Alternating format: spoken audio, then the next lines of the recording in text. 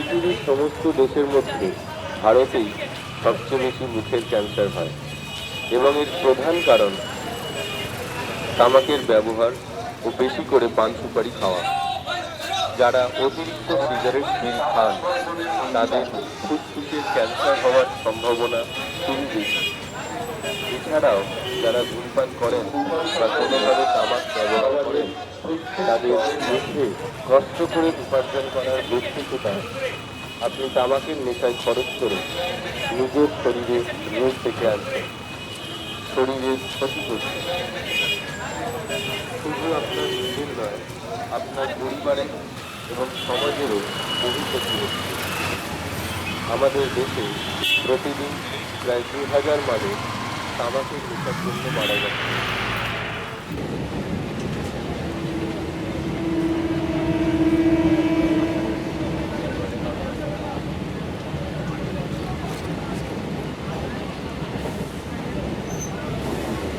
আপনি নামবেন?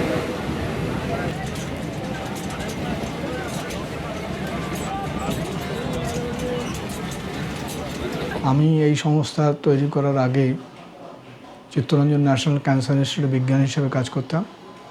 সেখান থেকে রিটায়ার করার কিছুদিন আগেই দিল্লিতে স্বাস্থ্য দপ্তরে নির্মাণ ভবনে ওয়ার্ল্ড হেলথ অর্গানাইজেশনের কিছু আধিকারিকের সঙ্গে আমার পরিচয় হয় এবং তারা আমাকে বলে যে আমি তো সারা জীবন ল্যাবরেটরি বেসড কাজ করেছি, রিটায়ারের পরে যদি কেউ কমিউনিটি বেসড কাজ করি, এবং ওদের কাছে কিছু অল্প টাকা আছে, সেই টাকায় যারা অতিরিক্ত পরিমাণে পান সুপারি গুটখা ইত্যাদি খায় তাদের মধ্যে মুখের ক্যান্সার হওয়ার সম্ভাবনা কতটা তৈরি হয়েছে সেইটা একটু ক্লিনিক্যালি দেখা, এবং এটা শুধু পশ্চিমবঙ্গে করার জন্যই ওরা আমাকে বলে।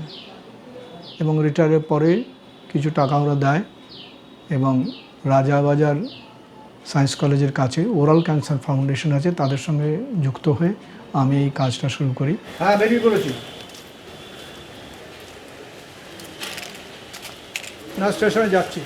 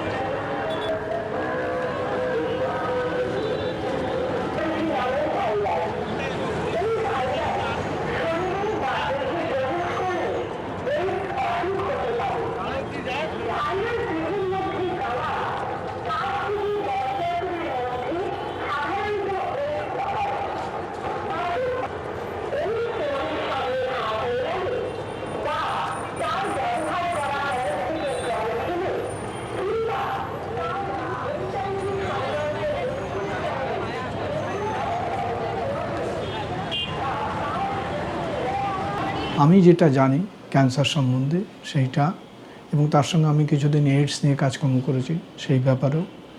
তখন আমরা বিভিন্ন স্কুলে ক্লাস 11-12 বাচ্চাদের মধ্যে এইডস অ্যাওয়ারনেস বা HIV অ্যাওয়ারনেস প্রোগ্রামটা শুরু করি, এবং সেইটা করে কলকাতার প্রায় 35-40টা স্কুলে আমরা প্রোগ্রাম করি।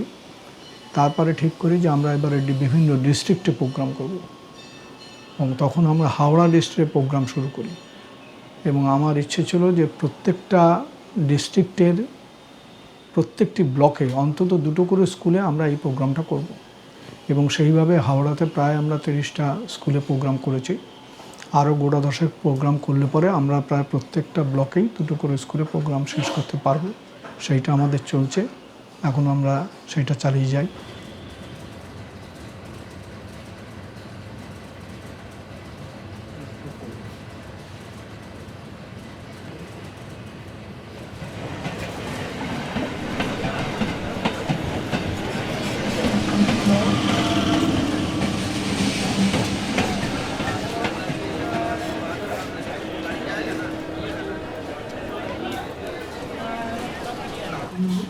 হসপিটালে আসছেন কতদিন? এই হসপিটালে আসছি আজ 5 বছর। 5 বছর হয়ে গেছে। হ্যাঁ, আপনার ক্যান্সারটা প্রথম ধরা পড়লো কবে? ধরা পড়লো বলতে 13 সালেই ধরা পড়ছে। মানে বহুত দিন থেকে এরকম পেটে যন্ত্রণা হচ্ছিল। বেঙ্গালোর ভেলোর এরকম ঘুরে আসছে। আমার এক মেয়ে বাচ্চা একজনই হয়েছিল। তারপর হঠাৎ 5 বছর পরে বাচ্চার পরে পেটে যন্ত্রণা হয়। এবার অনেক জায়গায় দেখি টেখি কোথাও কিছু হয়নি। তারপরে ওখানে আবার কিছুদিন পরে কিছুদিন পরে ওইরকম হঠাৎ একটা ধরা পড়লো যে ওভারিতে মানে ক্যান্সার হয়ে গেছে। আপনার তো জরায়ুতে ক্যান্সার, তাই তো? হ্যাঁ, ওভারিতে। Ovary cancer. কতদিন আগে ক্যান্সারটা ধরা পড়েছিল? আমার ধরা পড়েছিল 2006 সালে আমি অপারেশন করেছি। তার থেকে ধরুন আমার 2005-এর মে মাস। মে মাসে ধরা পড়ে। হ্যাঁ, ধরা পড়ো বলতে আমার প্রচণ্ড কোমরে পেন হচ্ছিল। আচ্ছা। পেন হতে হতে এমনি ডাক্তার দেখিয়েছিলাম, আপনার গাইনিক ডাক্তার দেখিয়েছিলাম। গাইনিক ডাক্তার ইউএসজি করেও ছিল।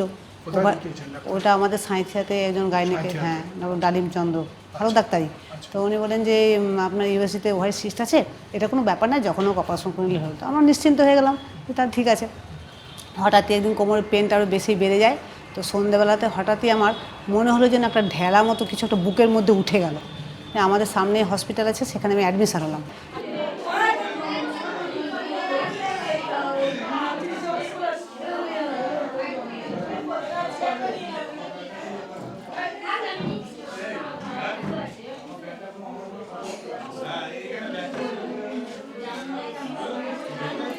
আমরা যে প্রজেক্টগুলো করি সেইগুলো বিভিন্ন জায়গায় গিয়ে তাদের সাথে কথা বলে সেই অনুষ্ঠানগুলোকে প্রথমে একটা কংক্রিট ওয়েতে আনা, মানে অনুষ্ঠান করার জন্য যা যা করার দরকার গিয়ে তাদের সাথে কথা বলে ডেট ঠিক করা, প্রোগ্রামটা কোথায় হবে সেটা ঠিক করা, লোকজন জড়ো করা, এরিয়ার এলাকার কমিউনিটিকে সবাইকে সামিল করানো, এইসব কাজগুলো আমরা প্রথম করি।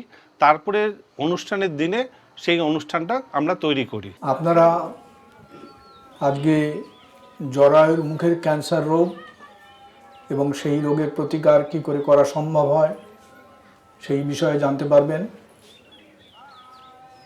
এবং এই প্রথম স্লাইডে দেখুন তলায় লেখা আছে যে শুধু জানলেই হবে না, জীবনে তার প্রয়োগ হওয়া চাই।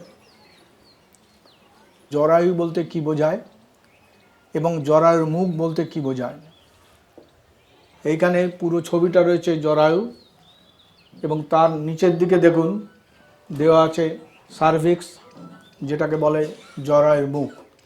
ইংরেজিতে বলে সার্ভিক্স, বাংলায় আমরা বলি জরায়ুর মুখ। ঠিক যেখানে যোনি শেষ হচ্ছে সেইখানে জরায়ুর মুখ হয়, সার্ভিক্স বা জরায়ুর মুখ। আমাদের দেশে বহু মহিলা আজও জরায়ুর ক্যান্সার সম্বন্ধে বিশেষ কিছু জানেন না এবং সেই জন্য আমরা এই ধরনের প্রোগ্রাম বিভিন্ন জায়গায় করার চেষ্টা করি। একদম প্রথম অবস্থায় ধরা পড়লে কিন্তু এই রোগকে আটকানো যায়, প্রতিরোধ করা যায়। কিন্তু বেশিরভাগ রুগী, মানে 100 জনের মধ্যে 70 জন রুগী কিন্তু অসুখটা অনেক এগিয়ে যাওয়ার পরে হাসপাতালে যান চিকিৎসার জন্যে বা ডাক্তারের কাছে যান। অসুখটা যদি অনেক এগিয়ে যায় তখন কিন্তু হাসপাতালে গেলে বা ডাক্তারের কাছে গেলে আর চিকিৎসার খুব একটা সুযোগ থাকে না। সুতরাং অসুখটাকে খুব আগেই ধরতে হবে। ক্যান্সার এমন একটা ব্যাধি যেটা যদি শুরু হয়ে যায় সেটা কিন্তু খুব দ্রুত বাড়তে থাকে। সেই জন্য আপনার খুব অপেক্ষা করার সময় থাকে না। সেই জন্য আপনাদের দায়িত্ব হবে রোগটাকে যত তাড়াতাড়ি ধরা যায়। আমি চেষ্টা করব আশপাশের পঞ্চায়েত যাতে এরকম প্রোগ্রাম তারাও করে, তাদের আমি ইনভলভ করবার জন্য চেষ্টা করব। তো আমার কিছু ছাত্রছাত্রী যারা বিদেশে আছে তাদের কাছে একটা ওয়ান টাইম আমরা কিছু ডোনেশন নিয়েছিলাম এবং আমার কিছু বন্ধুবান্ধব আছে দেশে এবং বিদেশে। যখনই কিছু টাকার কম পড়ে আমি তাদের কাছে কিছুটা ডোনেশন নিই এবং সেইভাবে মেম্বারদের ডোনেশন নিয়েই আমাদের কাজকর্মটা চলছে। যেহেতু আমরা খুব খরচ সাপেক্ষ কোনো প্রজেক্ট নিই না, সেই জন্য আমাদের এই টাকাতেই এই ধরনের স্বাস্থ্য সচেতনতার প্রোগ্রামগুলো চলছে। ওনাদের অ্যাক্টিভিটি দেখে আমি ইন্টারেস্টেড হয়েছিলাম। মেনলি সামাজিক দায়বদ্ধতা থেকেই আর কি, যাতে সায়েন্সটা আরও বেশি করে গ্রাসরুট লেভেলে সোসাইটি যায়, সেই জন্যেই এটাতে মেনলি যোগাযোগ যুক্ত হয়েছি আর কি এটার সঙ্গে। দৈনন্দিন জীবনে যে বিভিন্ন কাজকর্ম করি তার ভিতর দিয়ে যদি আমি বিজ্ঞানকে মানুষের সামনে আনতে পারি তাহলে সেটা মানুষ আরও ভালোভাবে উপলব্ধি করতে পারবে। এই সংস্থা সেই কাজ করে, তাই আমি এই সংস্থার সঙ্গে আছি। ডক্টর চ্যাটার্জি যে উদ্যোগ নিয়েছেন যে তাদের কাছে সহজ ভাষায় আমাদের এই শিক্ষাটা শুরু হওয়া উচিত তো স্কুল লেভেলেই, স্কুলের ছাত্রছাত্রীদের কাছে যাচ্ছেন, তাছাড়া সমাজের অন্য স্তরের মানুষের কাছে গিয়েও এই ক্যান্সার সম্পর্কে নানা রকম তার প্রতিরোধের ব্যাপার, চিকিৎসার কী উপায়, এইসব কথা উনি বলছেন। এই সংস্থার সঙ্গে বেশ কিছুদিন যাবৎ যুক্ত। এর যে জিনিসটা আমার ভালো লাগে যে বিভিন্ন রোগ নিয়ে পাবলিক অ্যাওয়ারনেস, যেমন কখনো ক্যান্সার, কখনো এইডস, কখনো ডায়াবেটিস। গ্রামাঞ্চলে মহিলাদের মধ্যে জরায়ুর ক্যান্সার সম্বন্ধে সচেতনতা বৃদ্ধির প্রোগ্রাম করি এবং এটা আমরা কিছুদিন কলকাতা শহর এবং তার আশেপাশে করেছি এবং কলকাতার এবং আশেপাশের অঞ্চলের বহু কলেজে আমরা প্রোগ্রাম করেছি। এখন আমরা চাইছি একটু দূরবর্তী অঞ্চলে প্রোগ্রাম করা, যেমন কৃষ্ণনগর, মুর্শিদাবাদ, বহরমপুর, এই সমস্ত অঞ্চলে আমরা প্রোগ্রাম করেছি। সম্প্রতি আমরা গড়বেতা কলেজে প্রোগ্রাম করেছি এবং আমরা মেদিনীপুর, পশ্চিম মেদিনীপুর, এই সমস্ত অঞ্চলে প্রোগ্রাম করার চেষ্টা করছি। প্রতি বছর পৃথিবীতে প্রায় 130 লক্ষেরও বেশি মানুষের কোনো না কোনো ক্যান্সার হচ্ছে এবং পুরুষদের মধ্যে বেশি যে ক্যান্সারগুলো দেখা যায় তার মধ্যে ফুসফুসের ক্যান্সার, পাকস্থলীর ক্যান্সার, যকৃৎ বা লিভারের ক্যান্সার, মহাশয়ের ক্যান্সার, খাদ্যনালী এবং প্রস্টেট বা প্রস্রাবের থলির ক্যান্সার। আর মহিলাদের মধ্যে যে ক্যান্সারগুলো বেশি দেখা যায় তার মধ্যে রয়েছে ব্রেস্ট ক্যান্সার বা স্তনের ক্যান্সার, ফুসফুসের ক্যান্সার, পাকস্থলীর ক্যান্সার, মলাশয়ের ক্যান্সার এবং জরায়ু মুখের ক্যান্সার। এবারে বলি সাধারণভাবে যে লোকে যখন জানতে চায় ক্যান্সার মানেটা কি, আমি জানি না আপনারা কি বলেন, আপনারা কি জানেন, তবে একটু সহজ করে আপনাদের বোঝার জন্য বলি। যদি কেউ আপনাকে প্রশ্ন করে আপনি কি বলবেন? আমাদের শরীরের প্রত্যেকটা অঙ্গ প্রত্যঙ্গই অসংখ্য কোষ দিয়ে তৈরি এবং এই কোষগুলো কিছুদিন পরে ধ্বংস হয় বা নষ্ট হয় এবং আবার নতুন কোষ তৈরি হয়। এটাই হচ্ছে স্বাভাবিক নিয়ম, সুস্থ থাকার নিয়ম। যদি কখনো শরীরের কোনো কোষ অস্বাভাবিক হয় তখন সেই কোষগুলো তাদের যে সীমা থাকে, কিছুদিন পরে সে মারা যাবে, আবার নতুন কোষ তৈরি করবে। সেটা না হয় এই অস্বাভাবিক কোষগুলো সীমার অতিরিক্ত সংখ্যায় বাড়তে থাকে, তাদের আয়তনেও বৃদ্ধি পায় এবং কোষের মধ্যে আরো বিভিন্ন রকমের বিকৃতি ঘটে, যেটা বিশদে আমি আলোচনা করছি না। কিন্তু এই অস্বাভাবিক কোষগুলো যখন সীমার অতিরিক্ত সংখ্যায় বাড়তে থাকে তখন সেই অস্বাভাবিক কোষগুলো অনেকগুলো মিলে শরীরে একটা মাংসপিণ্ড তৈরি হয়, যাকে আমরা সাধারণ ভাষায় বলি ক্যান্সার। মহিলাদের এবং তাদের পরিবারের লোকজনদের এই রোগের প্রতি একটা অবজ্ঞা আছে। এই ক্যান্সার সম্বন্ধে তারা আলোচনা করলে বেশিরভাগ সময় মহিলারা জিনিসটাকে চেপে থাকেন, তারা প্রকাশ করতে চান না এবং বাড়ির লোকদের বললেও তারা বলেন মহিলাদের এরকম অনেক অসুবিধা হয়, ও পরে ঠিক হয়ে যায়। তাহলে এই রোগ সম্বন্ধে মহিলাদের নিজেদের এবং পরিবারের লোকেদের একটা অবজ্ঞার ভাব আছে, তারা এটা নিয়ে আলোচনা করতে চান না। যদি মহিলারা এটা নিয়ে আলোচনা করতে চাইতেন তাহলে আমাদের এই আলোচনায় এই ঘরের বাইরেও লোক দাঁড়িয়ে পড়ত জানার জন্য, কিন্তু মহিলারা আসেন না।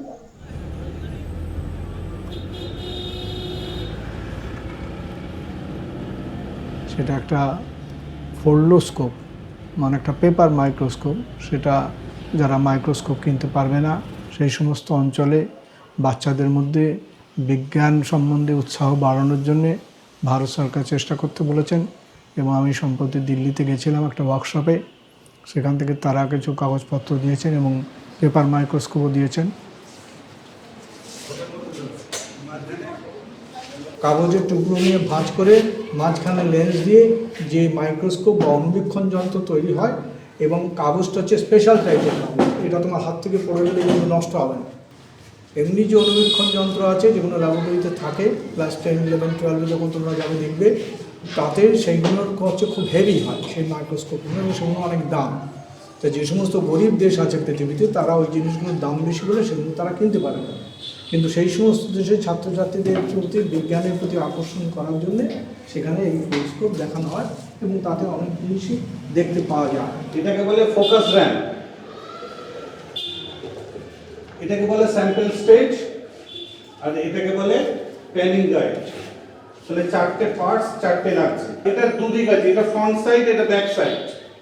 যেটা বলছিল এটা ফ্রন্ট সাইডে থাকছে হালকা নীল আর পেছন দিকে ইয়েলো। দুদিক আছে, একটা কালো দিক আর একটা গ্রে দিক।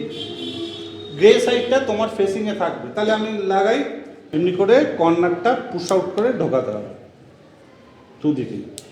তাহলে এটা ভাঁজ করে এই তিনটে নজ এই তিনটে গর্তের মধ্যে ঢোকাতে হবে। ঠিক আছে? তাহলে কীভাবে করা যায়? এবার এটা এইভাবে বন্ধ করে দিয়ে, ফোর্সকোপ দেখার নিয়ম হচ্ছে দু হাত এইভাবে ধরে চোখটা এখানে দিতে হবে, তাহলে দেখি দেখা যায়।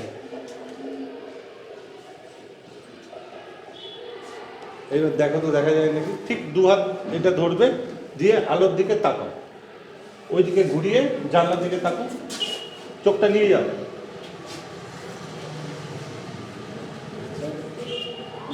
দেখা যাচ্ছে? ওকে পাশের জনকে দাও, সবাইকে দাও, সবাই দেখুন। ফোর্সকোপ বার করো।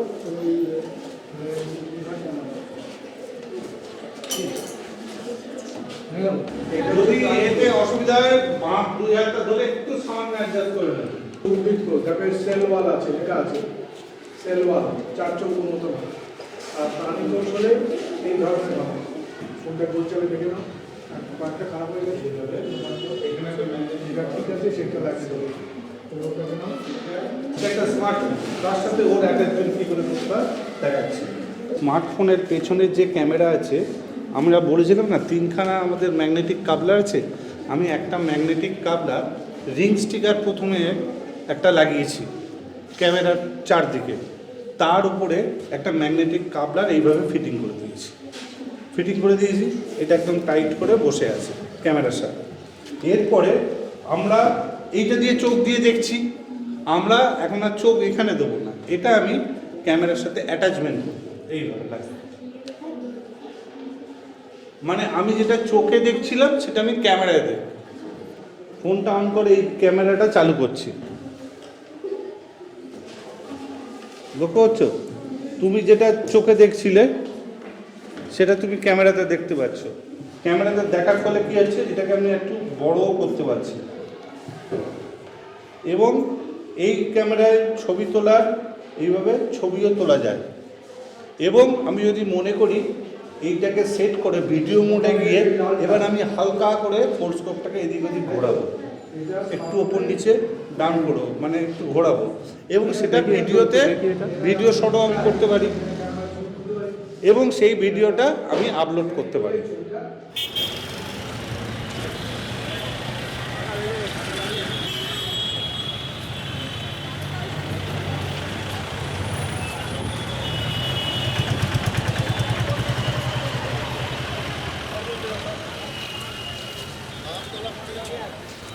আমার তো খুবই ভালো লাগছে, কারণ আমি তো দেখছি যে ব্যক্তিগতভাবে আমার অনেক কল্যাণ হচ্ছে। তার কারণ যে আমি ছোটোছুটি করছি, আমার শরীর ভালো থাকছে, আমি অনেক মানুষের সঙ্গে মিশছি এবং তাদের সঙ্গে কথাবার্তা বলে আমার ভালো লাগছে। এবং এই কাজ করতে গিয়ে যদি সাধারণ মানুষের কিছু উপকার হয়ে থাকে, আমার মনে হয় তাতেও আমি খুব আনন্দিত। যদিও আমি ব্যক্তিগতভাবে বিদেশে থেকে এখানে অংশগ্রহণ করতে পারছি না, কিন্তু যদি পরোক্ষভাবে কোনোভাবে যুক্ত থাকা যায়, সাহায্য করা যায়, সেটা আমার কাছে খুবই আনন্দদায়ক এবং আমি খুব এ ব্যাপারে উদ্দীপনা অনুভব করি আর কি।